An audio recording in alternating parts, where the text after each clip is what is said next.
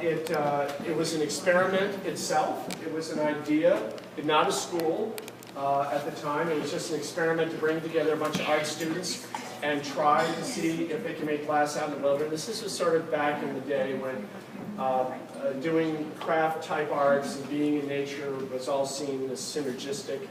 But then it evolved into a school throughout the 70s. Then in around 1980, Dale Chihuly, who is not the only person who founded the school, a lot of people did, and he's the first to say this, invited in, saw that it was important to bring in international experts in glass to teach here.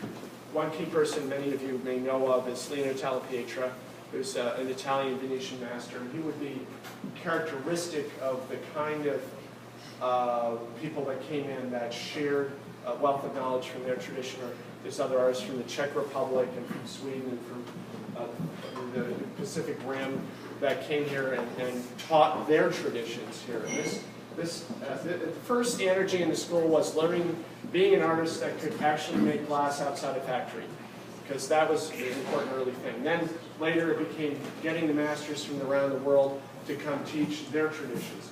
Now it's really about the fact that the school has developed an internal community of support that's very powerful. And so people come here because they know that they're going to be in a very positive atmosphere where they're being supported in whatever they explore.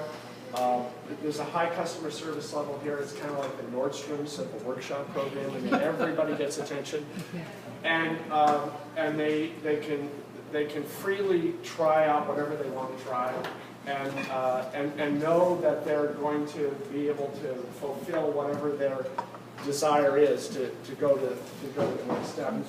I have to explain to myself why the place perpetuates itself. It's a pretty strange thing to have a school centered around glass that's been in business this long.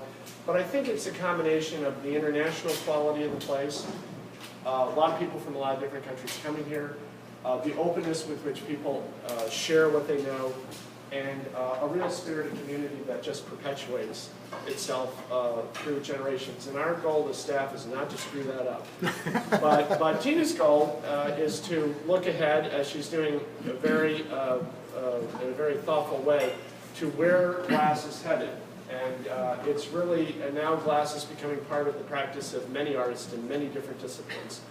And sometimes not even the visual arts. We were just talking to Peter Bowles, who's from the ballet, about how performance in glass are increasingly important. We've had musicians come up here and have glass made that will become their musical instruments. I think that's just one small example, but many explorations are going on with glass right now. One thing I wanted to do is show you this brief clip. Now it's some years ago, some Emmy Award-winning filmmakers associated with PBS approached us and said, we want to do a documentary about Pilchuck, not an infomercial, but